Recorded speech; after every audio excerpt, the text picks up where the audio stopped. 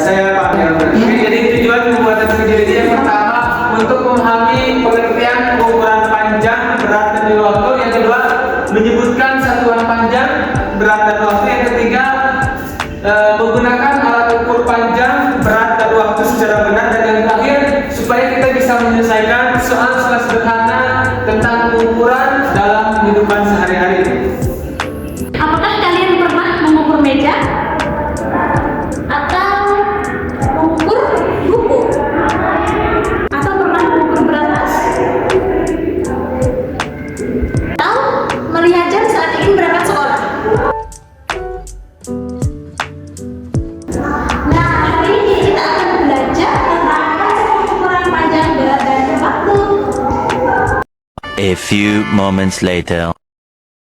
Apa itu pengukuran? Pengukuran adalah kegiatan membandingkan suatu benda dengan satuan tertentu. Contohnya mengukur meja, menimbang tas, dan juga menentukan waktu lama belajar. Baik, selanjutnya saya akan menjelaskan tentang pengukuran panjang. Panjang adalah ukuran jarak dari satu ujung ke ujung lainnya. Kita bisa mengukur panjang pensil. Untuk contoh yang kedua, kita bisa mengukur panjang buku. Dan yang ketiga, kita juga bisa mengukur panjang meja. Satuan panjang itu memiliki dua macam. Yang pertama ada satuan baku, yang kedua satuan tidak baku. Untuk yang pertama, kita akan mengukur satuan panjang baku, yaitu dengan menggunakan tangga satuan. Jadi di sini kita bisa menggunakan tangga ini ya teman-teman. Jadi kalau turun itu kita kali dengan 10, dan kalau naik kita akan bagi 10. Contohnya nomor 1, apel memiliki berat sebesar 2 kg. Jika diubah ke gram, maka berat hasilnya di sini adalah awalnya apel memiliki berat. Kita langsung saja ke bawah.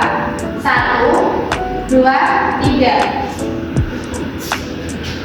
2 dikali 1000 sama dengan 2000 gram.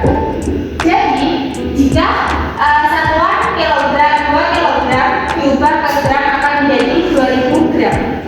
Baik teman-teman, karena tadi kita sudah belajar tentang bagaimana cara mengukur panjang dengan menggunakan tangga baku. Nah, ada yang udah tahu belum apa nama alat ukur di samping?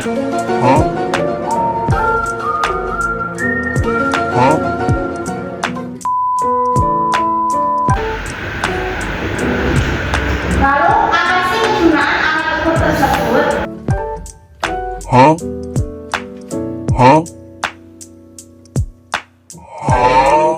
Alat ini dinamakan penggaris. Jadi kegunaan penggaris yaitu untuk mengukur panjang suatu benda. Adapun alat-alat yang digunakan untuk mengukur panjang diantaranya ada meteran gulung. Kegunaan dari meteran gulung biasanya digunakan untuk mengukur panjang baju atau lebar baju. Lalu yang kedua ada penggaris yang saya tadi sudah sebutkan. Lalu yang ketiga ada stadiometer. Stadiometer yaitu biasanya digunakan untuk mengukur tinggi badan kita. Selanjutnya adalah pengukuran panjang dengan satuan tidak baku. Contohnya yaitu mengukur panjang meja dapat dilakukan dengan menggunakan jengkal tangan. Dan pengukuran ini merupakan pengukuran tidak baku. Untuk cara mengukur meja dengan menggunakan jengkal tangan itu seperti ini ya. 1, 2, 3, 4, 5, 6. Jadi pengukuran panjang meja dengan menggunakan jengkal tangan itu ada 6. Namun mengapa disebutkan tidak baku? Karena hasil pengukuran panjang yang diperoleh itu berbeda-beda antara satu orang dengan orang yang lain. Bisa jadi saya mengukur berjumlah 6, namun jika Anda yang mengukur bisa jadi berjumlah 5 atau 4 ataupun 10. Nah, selanjutnya yuk kita mengukur dengan membandingkan hasil pengukuran pengukuran dua benda berikut. Yang pertama, jika kita mengukur panjang buku dimulai dari 0. Dan yang kedua, jika kita mengukur panjang buku dimulai dari angka 1. Oke teman-teman, jadi jika buku ini diukur dari angka 0, maka hasilnya yaitu 22,7. Maka kita bulatkan menjadi 23. Lalu jika buku ini kita ukur dari mulai angka 1, maka hasilnya menjadi 23,8 atau kita bulatkan 24. Jadi teman-teman, walaupun buku A dan buku B terlihat beda di penggaris, namun panjangnya tetap sama. Dan walaupun cara mengukurnya tidak dimulai dari 0, maka panjangnya akan tetap sama. Contohnya, karena tadi buku A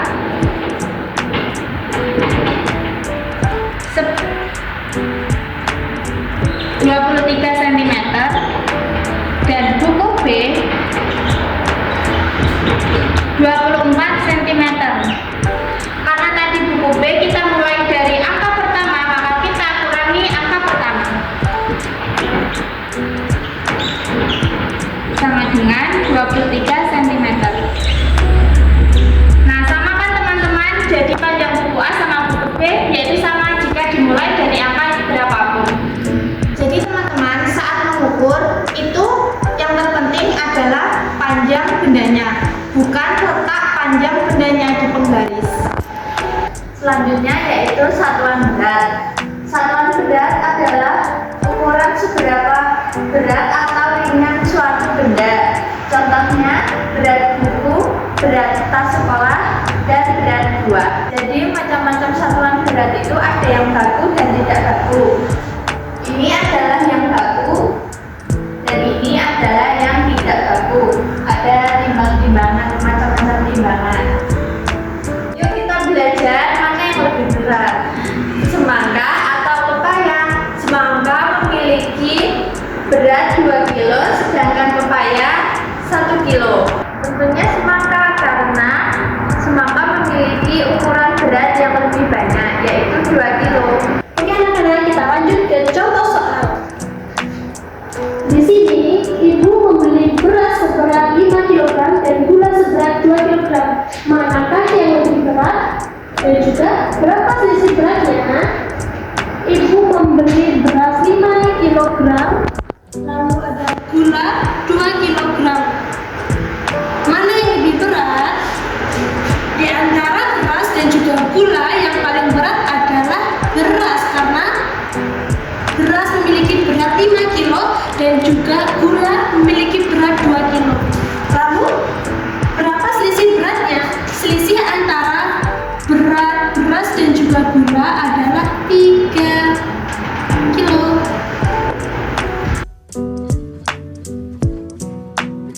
Lima dikurang 2 sama dengan 3.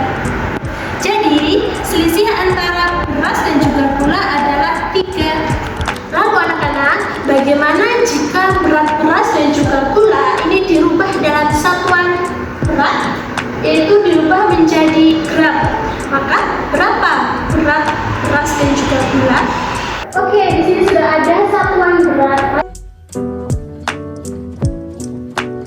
Mari kita kerjakan. 5 kg dirubah menjadi gram. Berarti turun 3 angka ya anak-anak. 1, 2, 3. Berarti dikali 1000. 5 dikali 1000 sama dengan 5000 gram. Jadi beras 5 kg dirubah menjadi gram, hasilnya 5000 gram. Lalu gula 2 kg dirubah menjadi gram menggunakan satuan berat, berarti turun 3 langkah juga.